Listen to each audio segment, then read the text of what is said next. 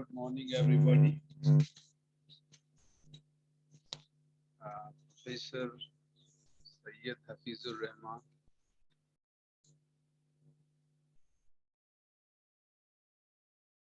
Has Professor Majumdar joined? Hello.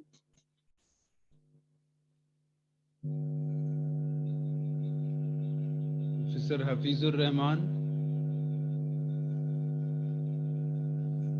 Good morning. Professor Hafizur Rahman. You are not here?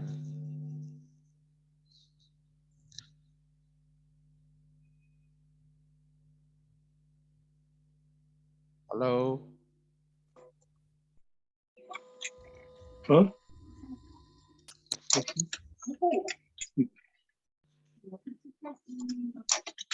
You sure?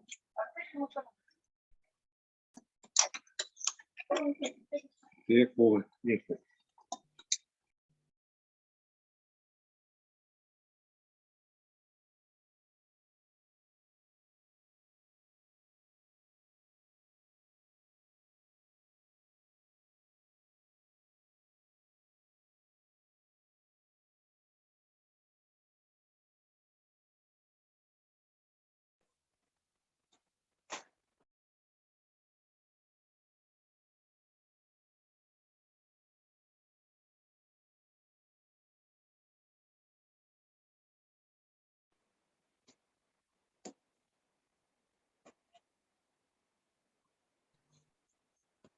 Professor Hafizur Rahman, you're not here? Hello.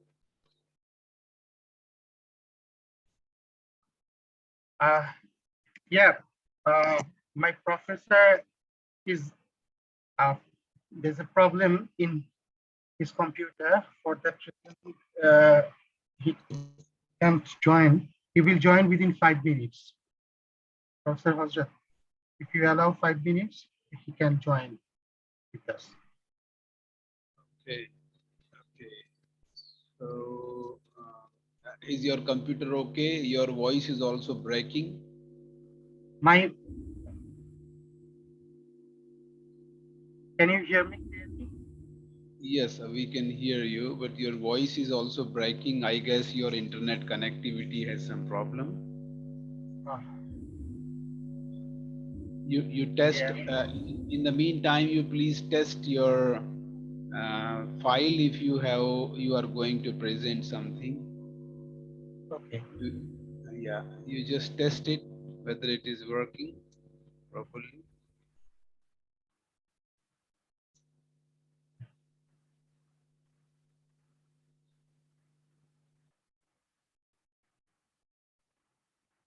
Yeah, I think so.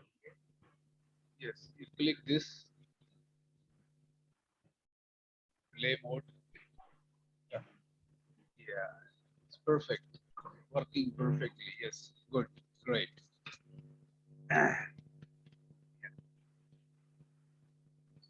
For a while, we can close this file. Let him join. So if he is going to take longer time, then we can begin. And then. Okay. I think we can start because technical problem is not in our hand. Yeah, you are right. You are right. So just for introduction, I will introduce you. In the meantime, if Professor Majumdar joins, then we will hand over to him this introduction of the topic and also the introduction of you, Professor Syed Hafizur Rahman. Today, Professor Hafizur Rahman is the senior, is the full professor in the Department of Environmental Sciences, Jahangirnagar University of Bangladesh. He received his PhD from the School of Geography, Earth and Environmental Sciences, University of Birmingham, UK. He was also the visiting research fellow at the Sussex University, UK, under the Commonwealth Fellowship Program. Yeah, Yeah, this is Commonwealth Fellowship Program is very prestigious and very well known program entire world, like Fulbright of the US. So Commonwealth is the almost equivalent to Fulbright. I mean, they are the parallels. Yes. Professor Rahman is multidisciplinary person having the research interests in the water resources management, climate change, waste management. So also the EIA, SIA, strategic environmental assessment.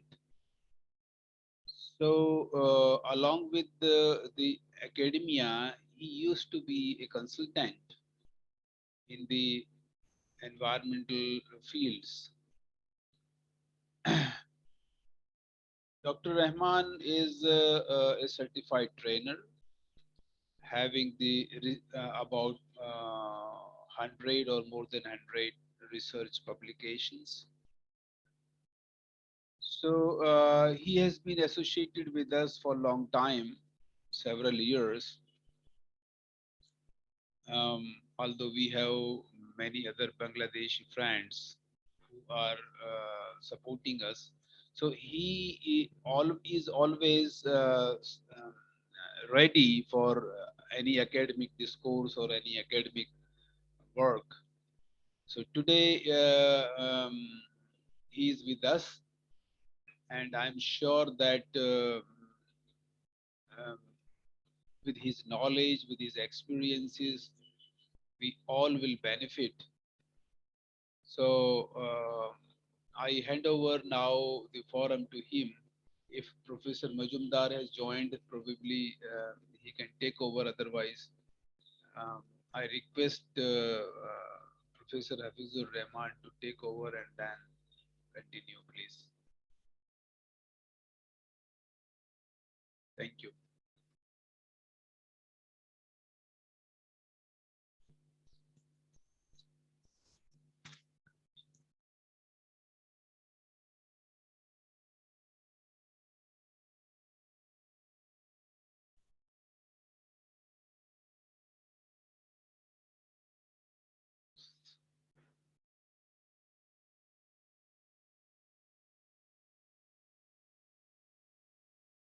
Yeah, your voice is not coming. Your voice is mute. Your mic is mute.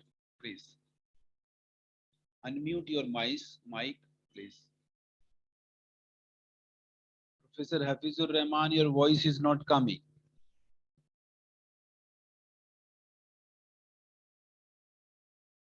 Hello.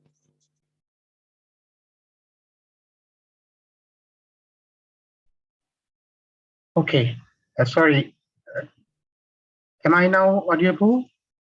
Yeah, it is fine now. You go ahead. Okay, I'm extremely sorry.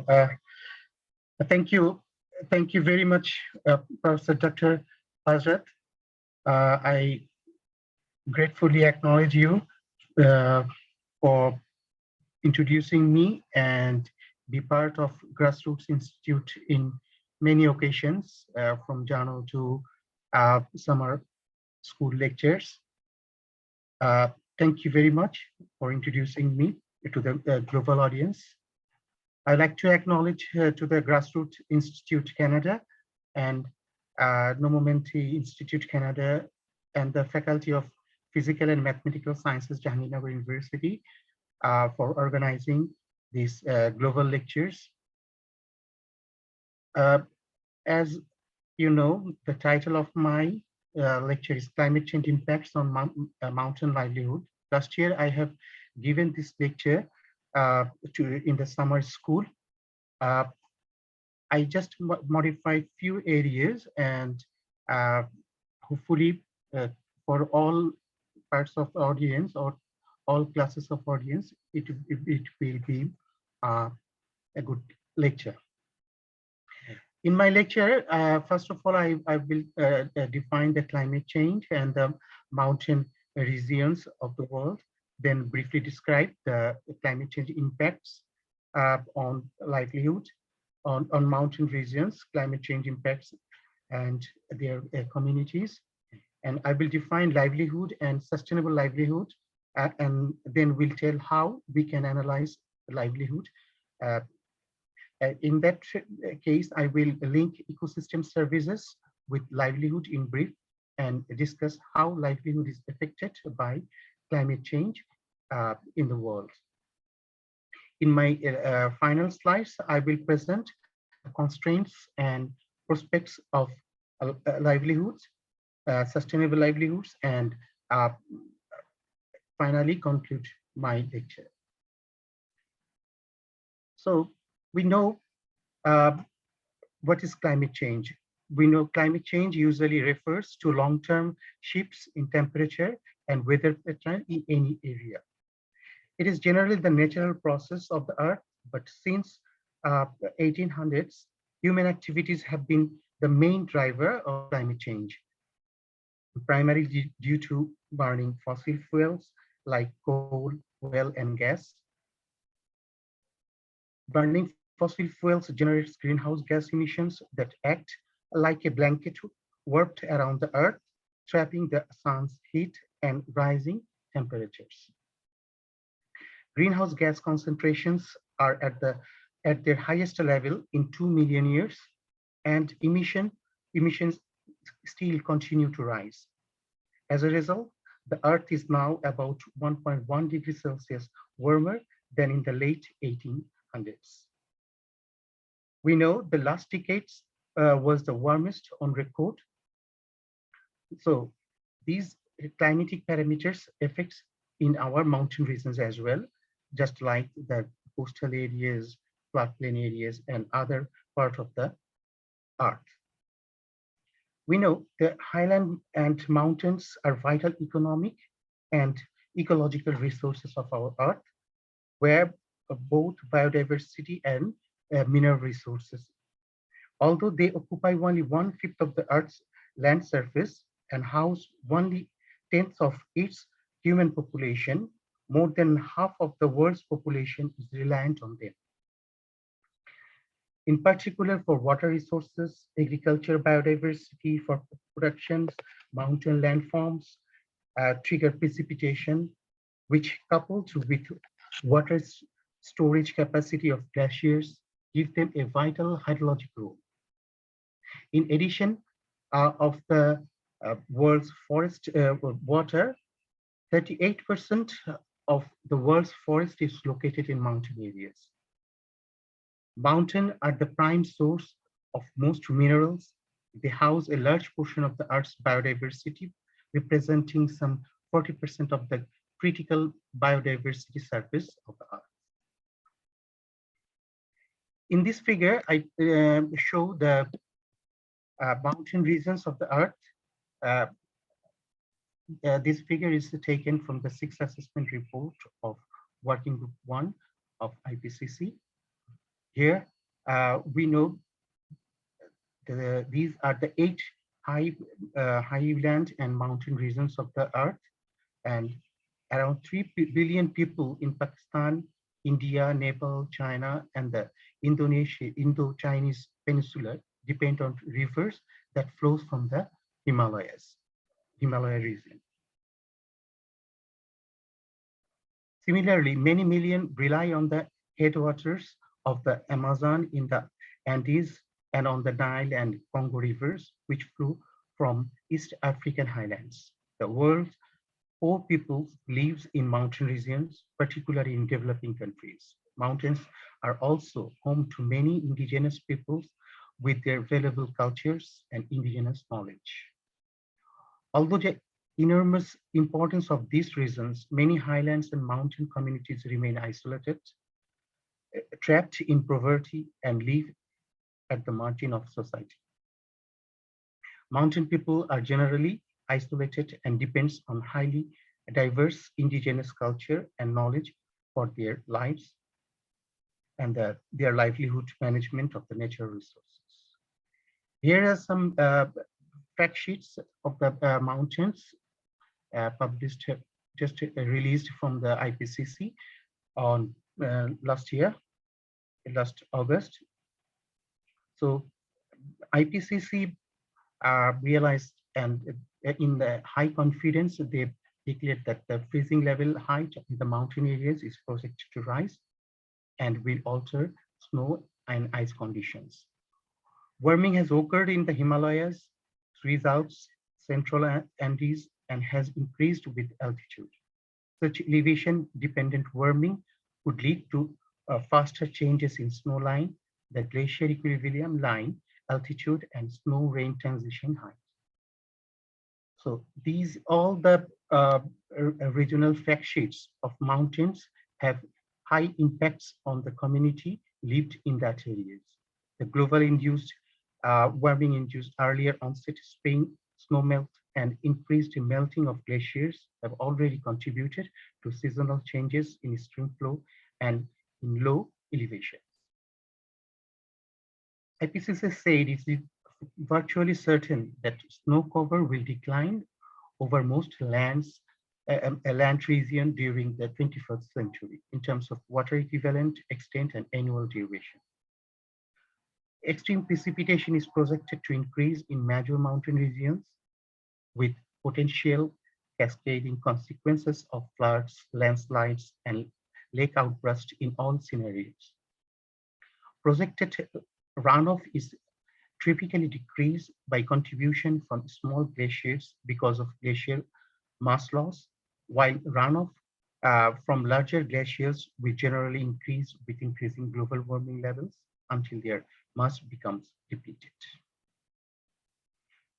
So in the next part, I just showed the climate change impacts in mountain regions.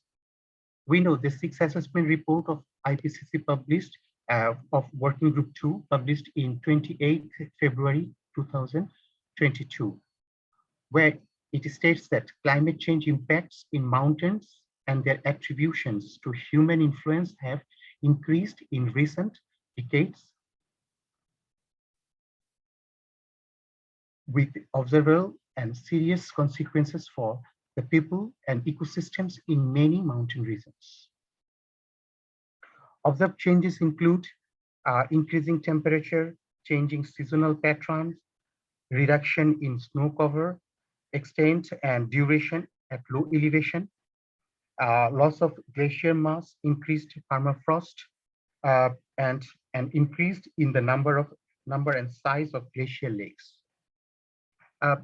If we go to the local level, due to increased temperature, the land which used largely for food cultivation is currently abundant. The grower perceptions are that the unproductiveness of food plants is due to climate change. The areas where intensive cultivation of apple was carried out in the past are no more for its cultivation. This belt has been shifted greatly to higher altitudes.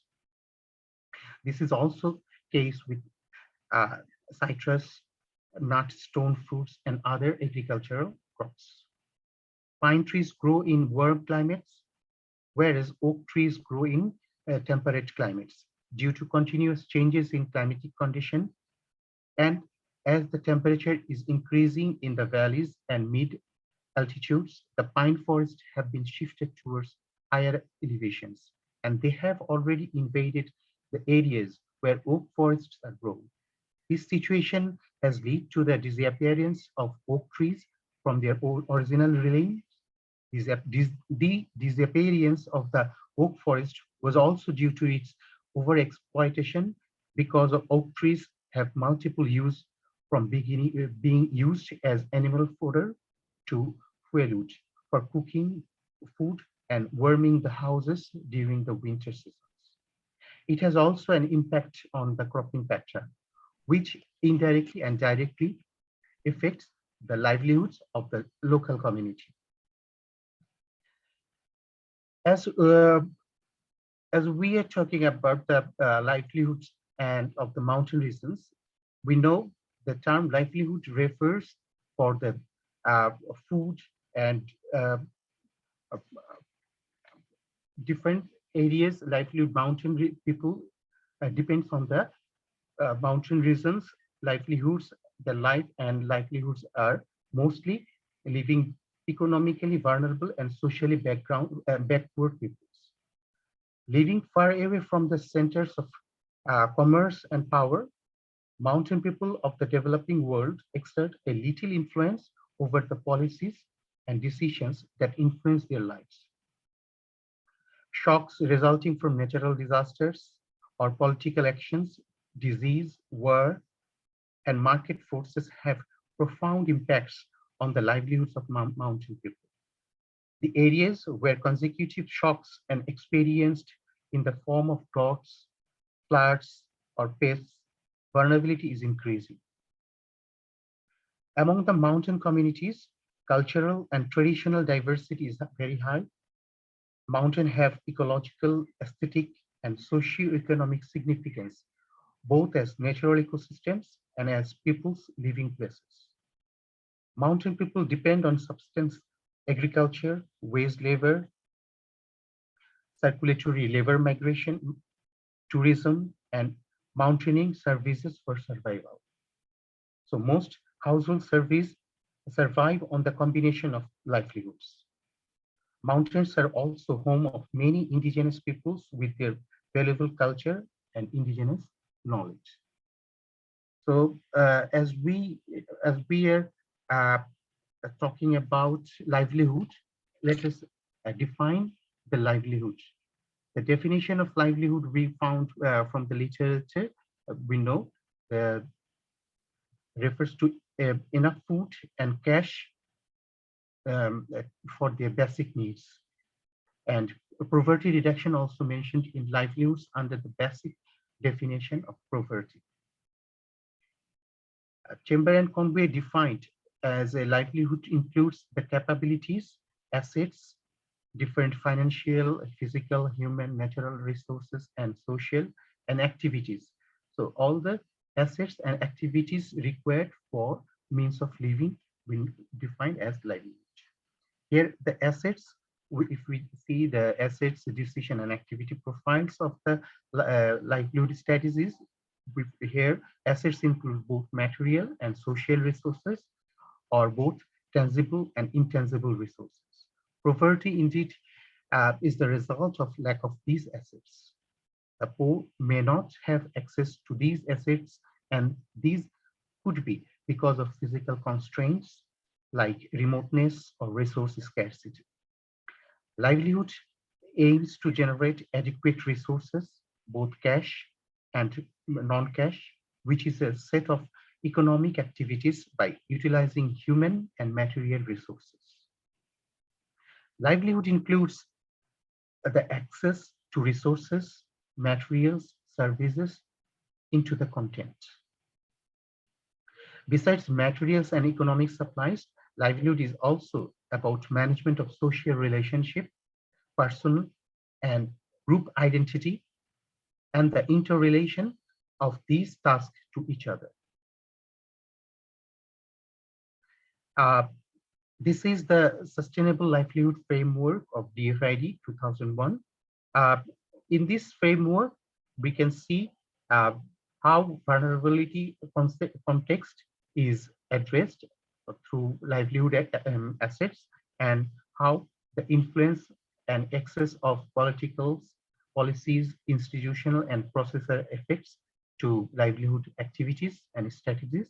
And finally, we can see the livelihood outcomes: more income and increased well-being, reduced vulnerability, improved food security, more sustainable use of natural resource base are the main conditions of sustainable livelihood framework. So we can next, if we want to build sustainable livelihood, we have to analyze the livelihood. So livelihood comprises the capabilities and different types of assets, as we mentioned, I mentioned earlier, materials and social resources and activities required for a means of living. It is sustainable when it can cope with the recover from stresses or shocks maintain or enhance its capabilities and assets both now in the future, while not undermining the natural resource base. Livelihood analysis, I say as is mentioned, is refers to finding out the degree to which the pattern of life differs from one social class to another social class in terms of size of the family, type of house, technology adaptation pattern, size of land holding, annual income, source of income. Uh, these are the uh, conditions we can use in analysis of livelihood. If we go back to the history of livelihood analysis team, uh, which developed by Conway at the University of Chiang Mai, and Sati 2014 introduced Livelihood Sustainability Index through the this livelihood analysis. The analysis was based on interviews with farming families, artisans, families belonging to the scheduled castes, and women. Data were gathered about levels of annual family income from various sources, family expenditures on household needs and other categories, and the interviewers' perception of the proportion of the population dependent on the various livelihood in any region. Now, what are the variables? There are 12 variables I present here. These are household size, as I mentioned a few minutes ago, and through these variables, number of labor migrant, livestock, proportion income, expenditure, seasonality, then relative income, credit and debt, food habit, source of food, material, possessions, and education. Through these variables, we can calculate the livelihood sustainability index through this equation, which used by Sati 2014. The objectives towards the formulation of this index was to understand the level of sustainability in livelihood based on this livelihood sustainability index at the village level or household level was prepared. It was inferred from the study that the trend of savings money high even among the low income people. So household income and household expenditures are defined. These are the two major X and Y in the equations. Major sources of livelihood comprise agriculture, daily wage labor, job, artisanry, animal household. These are the major areas. So these from this equation, we got the sustainable livelihood index. And these index are also dependent on the mountain ecosystem services. Relation as a quite a important relation there. The link between the ecosystem services and mountain livelihood is a very intermittent link.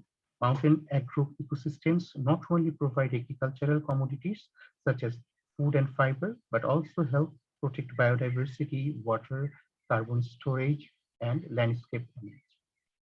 Global climate change scenarios suggest that there will be considerable impacts on ecosystems and their associated ecosystem services with the serious consequences for livelihoods of communities, particularly in the most economically challenged parts of the world. The next slides I also, the women's ecosystem services and the relations are explained here, where women play a vital role in the mountainous region. Women are very hardworking and they toil the day, starting with the family work, nurturing children and livestock, and going out for food, fuel, drinking water, and NTFPs collection, non-timber forest products collections for sustaining their livelihoods. Remote areas have inadequate networking of transport and other basic supporting facilities, which come in the way proper benefits of agriculture, horticulture, and other development programs conducted by the state and other organizations. How livelihoods affected by climate change? We mentioned a few areas. Significant portions of mountain people live on less favored lands, such as in the upper watershed of the Andes and Himalayas, and in the East African highlands, where severe degradation of resources is experienced. The world's poor, as mentioned, poor lives in the mountain regions, particularly um, in developing countries. Mountain landforms triggers precipitation, which coupled with water storage capacity in glaciers and give them a vital hydrologic role. Mountain nations such as Tibet, Lesotho, Nepal, Rwanda, Burundi, and Ethiopia are among the 20 poorest in the world. In this region, the majority of the population is under 18, and the literacy varied widely, but it generally very low. Household income is low, ranging from 150 to 500 US dollar per capita per year. The climatic condition has have become the less predictable, causing major impacts and traditional livelihood activities such as agriculture and human husbandry. So we already mentioned the facts of mountains. Here I just mentioned the three pros and cons of mountains areas. Accessibility, it concretes the manifestation of isolation, distance, poor communication and limited mobility. And second pros is facility due to the altitude, steep slopes, and other biophysical conditions. The mountain regions are fragile. And the last portion is marginality. Marginality is due to the remoteness and physical isolation of the mountain region. So as we discuss the sustainable livelihood issues, so what are the, let us see that what are the main uh, constraints for sustainable livelihoods. So lacking infrastructure facilities such as cold storage or proper marketing system is a major constraint that the products do not receive full return. Lacking infrastructure facilities, both physical and social, are one of the major constraints. Scarcity of water, poor road networks, these also have main constraints to sustainable livelihoods. Initiative, institutional involvement in terms of encouraging farmers to cultivate certain cash crops and providing them financial assistance, insurance of the crops at the time of crop failure, uh, prepaid cash for their crops, and lagging behind in the region. And finally, the frequent landslides also one of the major constraints for sustainable livelihoods. So these the constraints are actually, but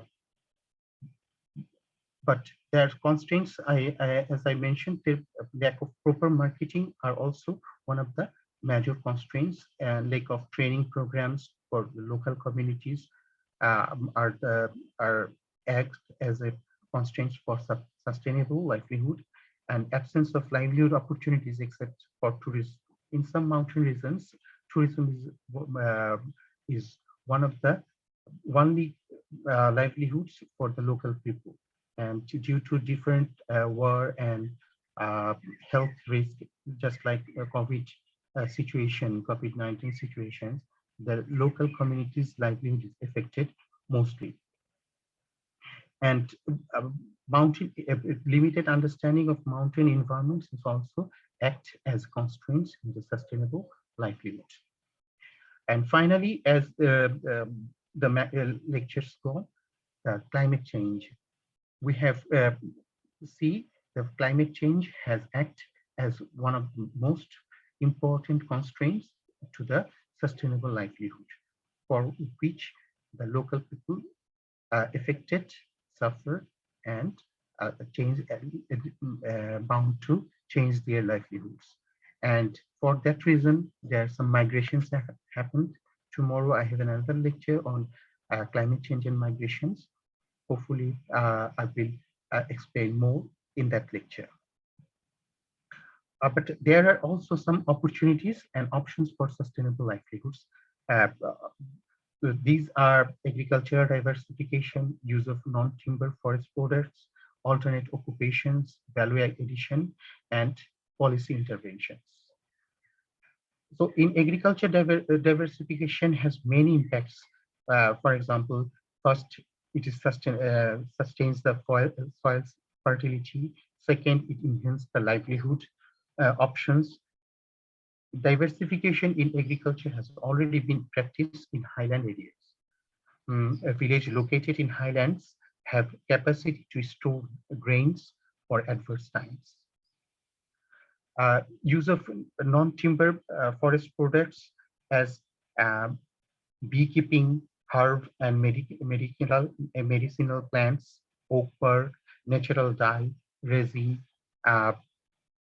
wild fruits, firewood, fooders are the main options for livelihood enhancement in the mountain regions of the world.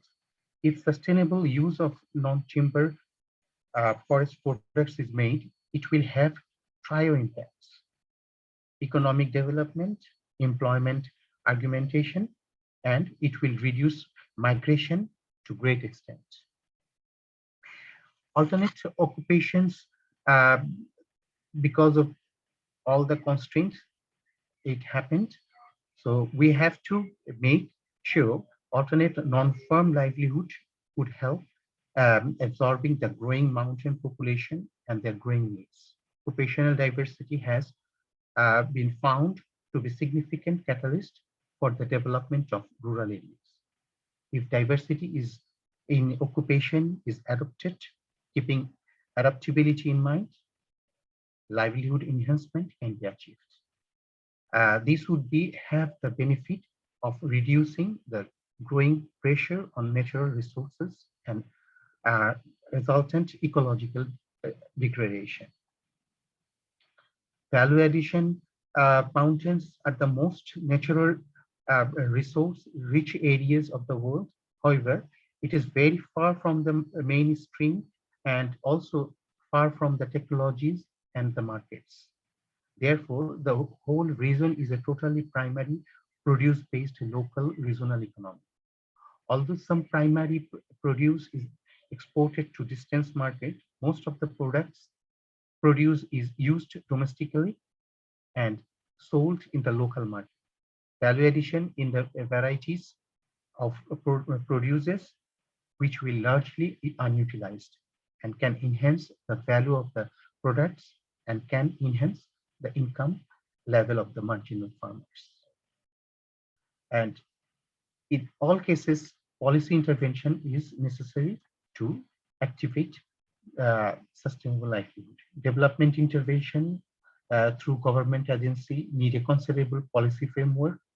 Crop diversity needs to be conserved, but at the same time, a considerable proportion of cultivable land is to be devoted to cash crops.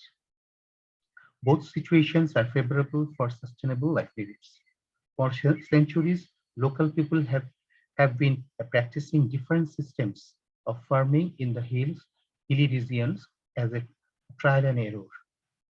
No doubt, sustainability in livelihood had been achieved to a certain extent, but the hardship, particularly for women, has not been reduced.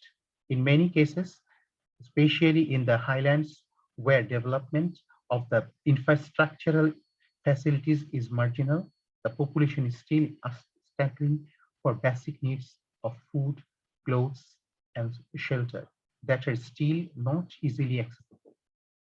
Policy intervention for sustainable development is the key that will lead to the overall development of the mountains in the regions. So what are the prospects of sustainable livelihoods?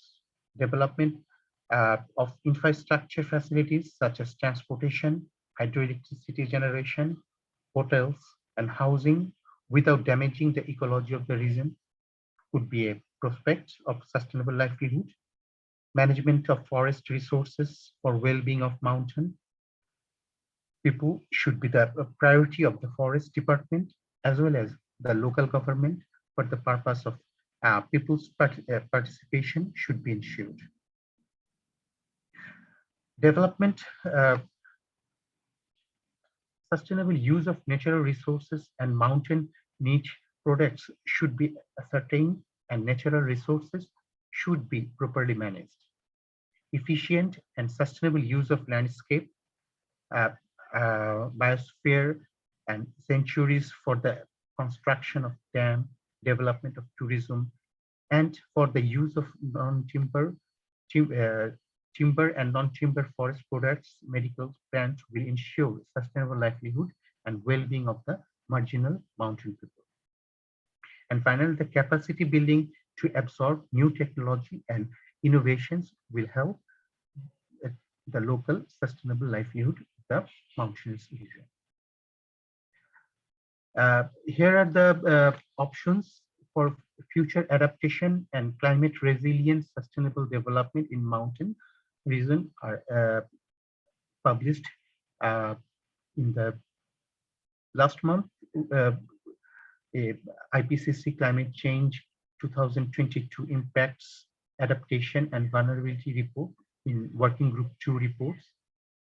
So from that report, we know while the incremental nature of most implemented adaptations will not sufficient to reduce several severe risk consequences, options exist which offer practically and timely prospect to address risk before limits to adaptation are reached or exceeded.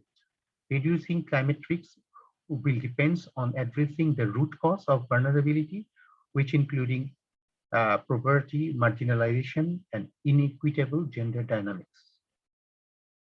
Risk management strategies that better integrate the adaptation needs of the affected sectors, account for different risk perceptions, and build of multiple and diverse knowledge systems, including indigenous knowledge and local knowledge, and important enabling conditions to reduce risk severity.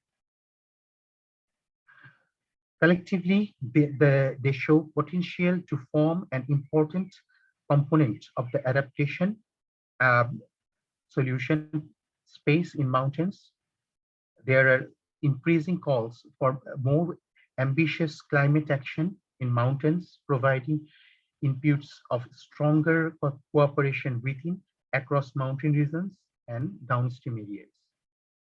Pathways and system transitions that strengthening climate resilient sustainable mountain development are starting to receive attention, but current level of resourcing are sustainably insufficient to support timely actions. These were the conclusions found for the mountain regions in the IPCC Working Group 2 reports for mountain regions. So I'm in the last slides of my presentation in my lecture.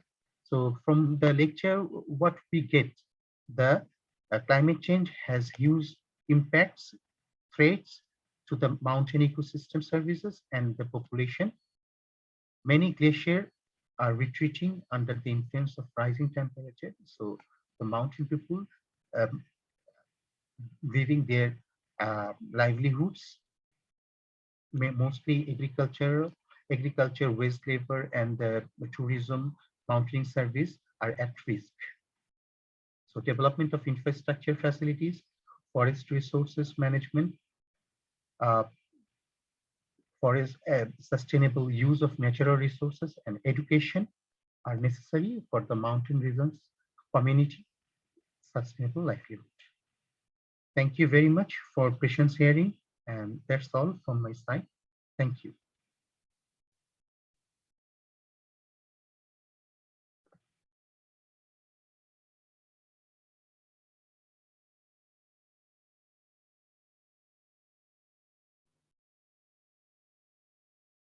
Thank you, Professor. Thank you very much. Yeah, it was a very colorful and very interesting lecture and presentation slides you have had. Okay, so we invite the audience for their questions. So please come forward and you raise some questions if you have. Yes, please.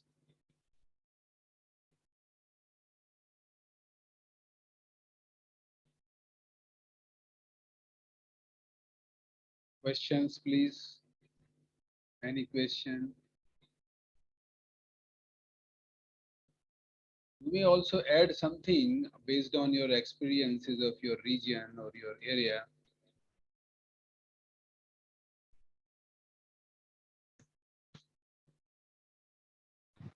Good morning, Hasrat. This is Dr. Hishmi Jamil Hussain from India. So first of all, I would like to appreciate the presentation which has been given. And I want to share my experience as I did my master's thesis as well as my PhD in Himalayas. So in 1998, I have done that study of socioeconomic impact of integrated watershed management. And I think the finding was same as Professor has indicated. So there is a significant improvement in the livelihood of the people who are in Himalayas when this watershed management program has been implemented. This program was basically funded by the European Union, and that has bring a significant impact in terms of their livelihood, and especially the sustainable livelihood, how they could able to manage their agriculture as well as how they were able to utilize the biogas plant, and it also helped in terms of the women empowerment. So that just I want to add in the discussion. Thank you.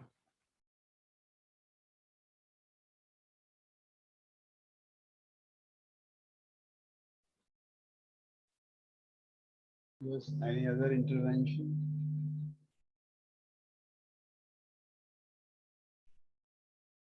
We have today colleagues from Kyrgyzstan, so please share your experience if you are able to speak. We have majority of the audience from Ukraine.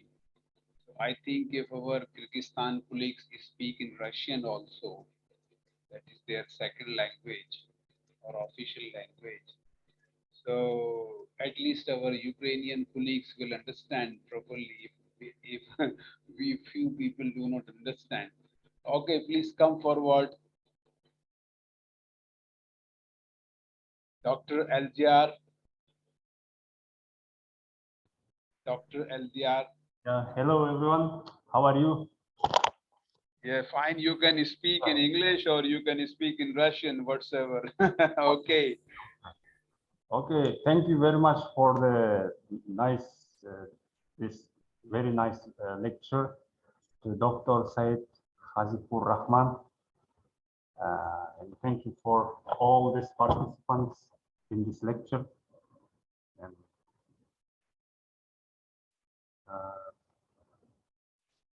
it was very interesting lecture, especially for the like mountain countries like for us, for Kyrgyzstan and other maybe other this similar regions.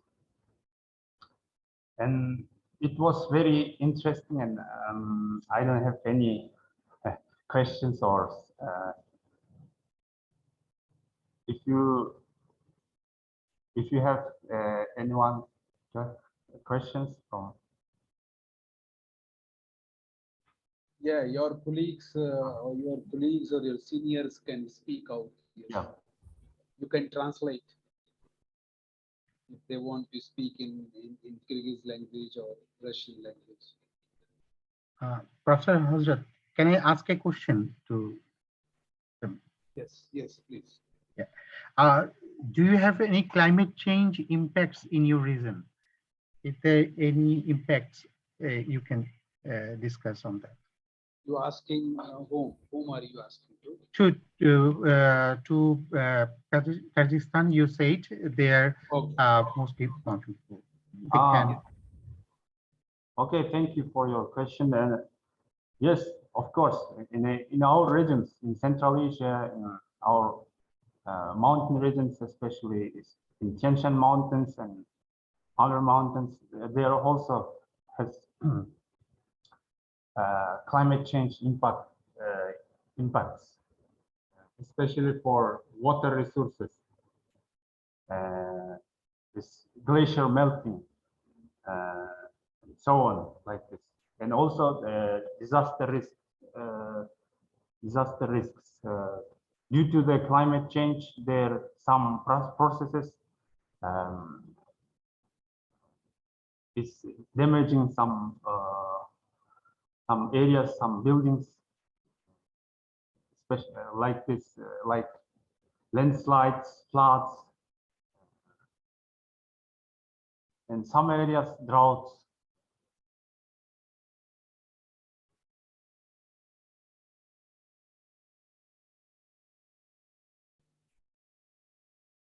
This is good. This is good, Dr. Elziar. You have shared the impacts in your region. Yeah, Kyrgyzstan is a mountain-bound country. Yes, I think more than 50% of geography is mountain-bound in Kyrgyzstan. Yes. Mm. And what about Ukraine? Is there anyone from Ukraine can say about? Yeah, we have big lot from Ukraine, and Carpathian Mountains is very well known in Eastern Europe. It covers 7 different countries. Uh, so a substantial part lies in Ukraine's southern, I mean the west part of Ukraine. Yes. So any sharing from Ukraine, please. Anyone? You can speak in Ukrainian language. Some people, someone can translate. Okay.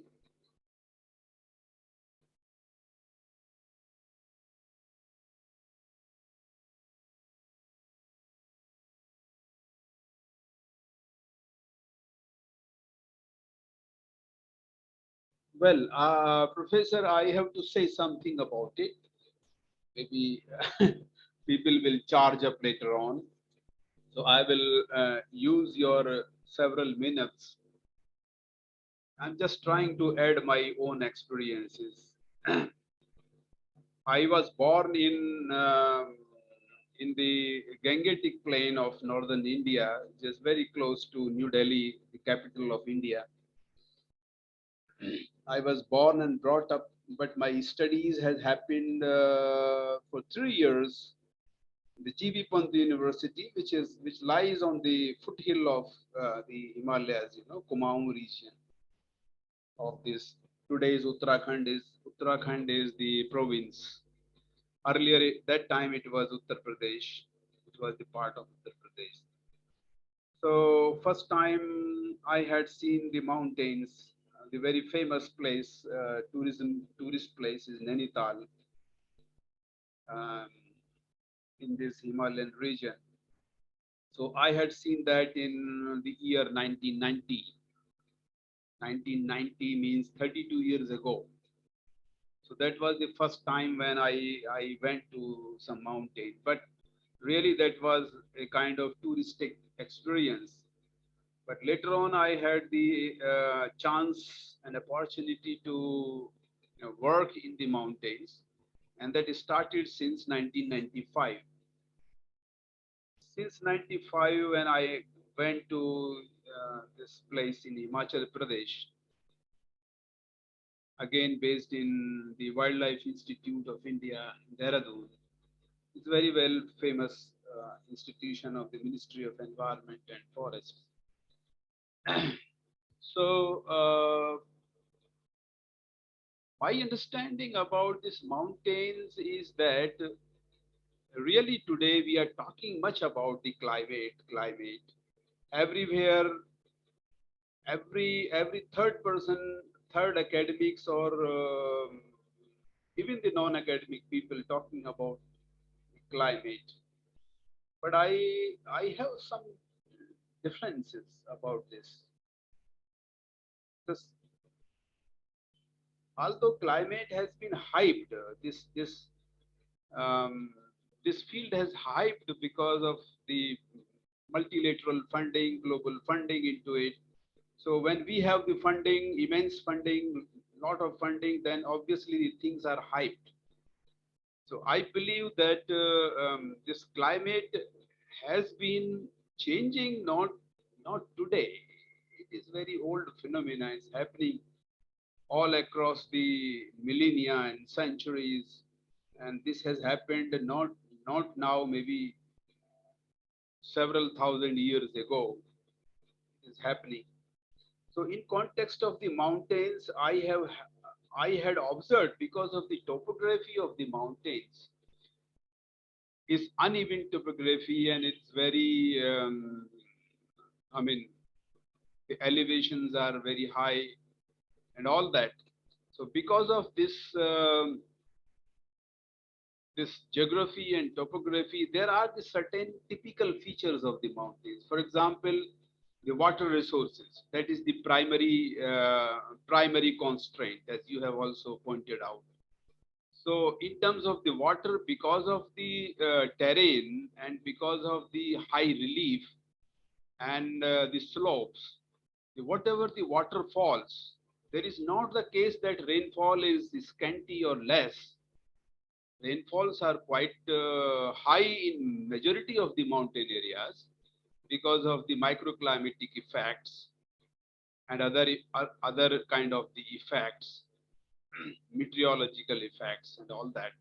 So even if the rainfalls are very high, this water does not is not percolated into the soil, and soil profile is also very different.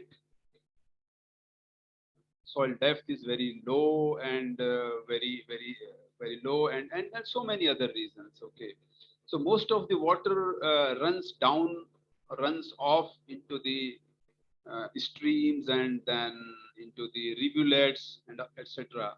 So the watershed is like that the water does not is not retained. It's not retention is very low, and that is how the deficit and the scarcity of water always is there in the mountains. Although the mountains are feeding the river systems and river basins of the plain areas, but at the same time the mountains themselves are thirsty, and they lack the adequate waters for themselves.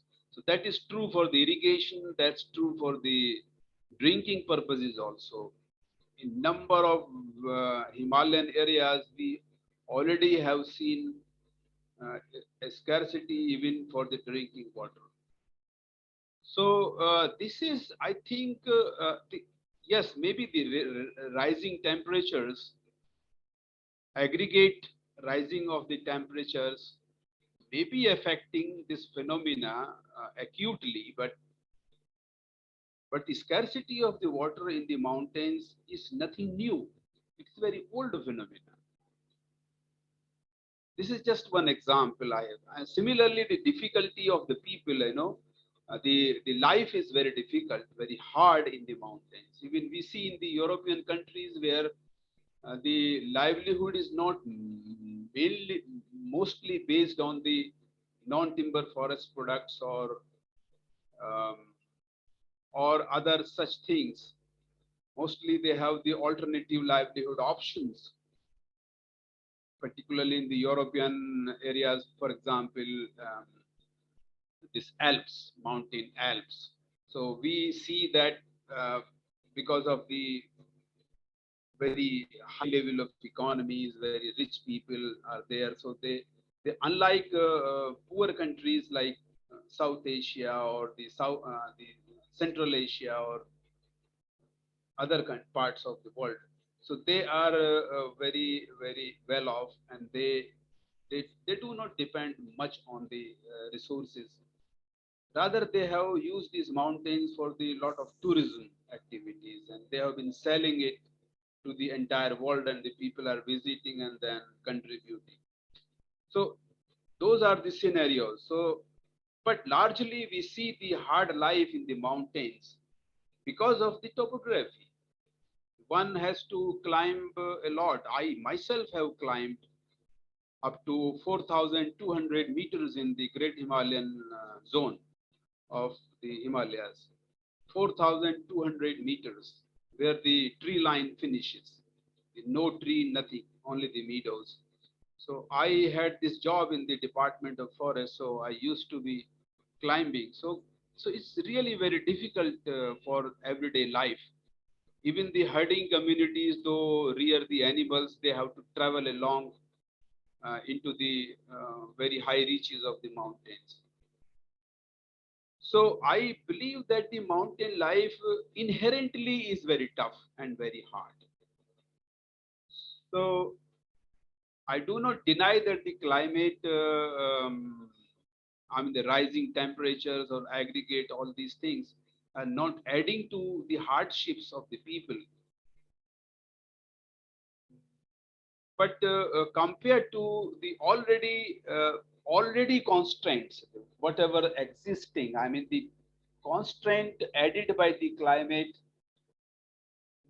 may be significant. I do not claim scientifically, but this is my experience since for last 30 years. I have seen these mountains very closely. So this life, although I confess that the anthropogenic activities have contributed a lot to the changes locally, changes not in a larger context. I mean the very macro context.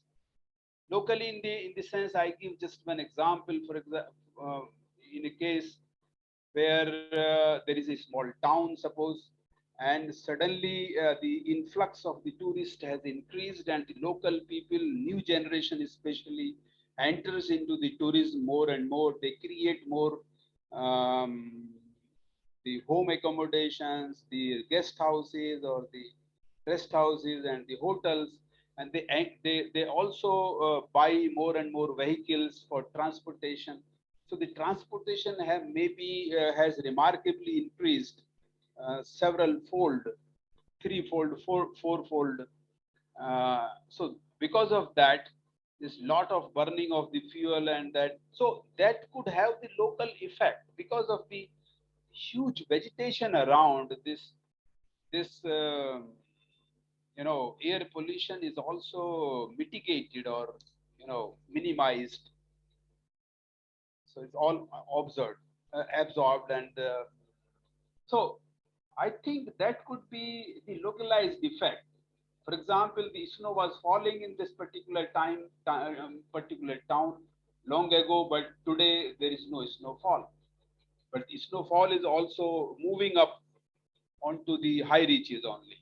So the snow is not falling in the lower altitudes.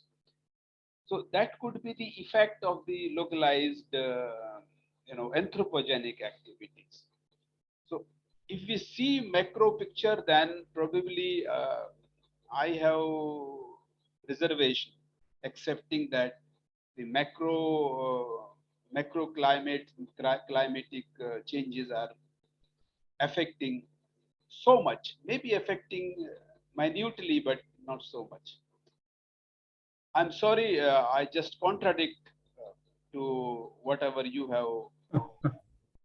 have presented. So, but this is just a kind of discussion. I'm not just not rejecting anything. I'm not really denying anything. Sorry. So thank you so much for this giving me but I have consumed, I think, 10 minutes. Sorry. Yeah.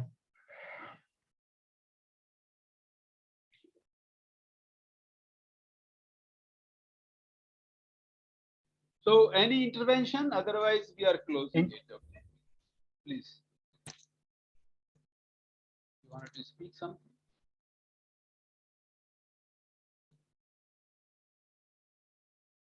I'd like to thank everyone.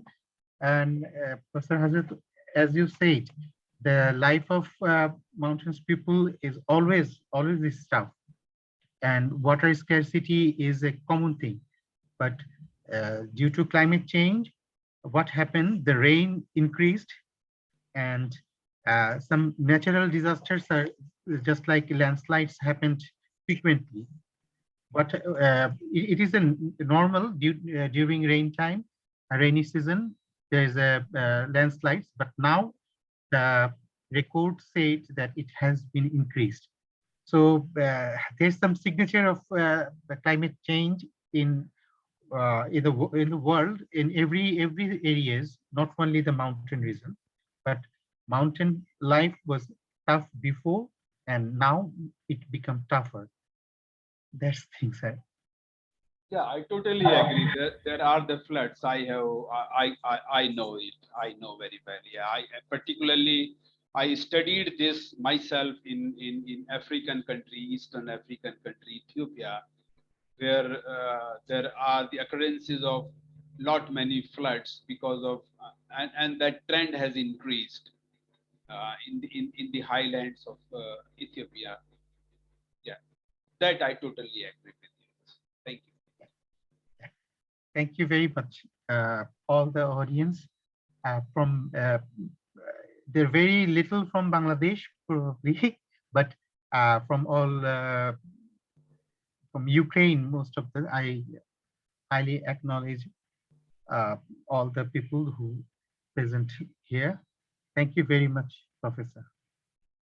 So we will again meet tomorrow. Thank you so much. Same Yes. time. Same time, hopefully. Yes. Okay. Thank you very much. Thank you very much.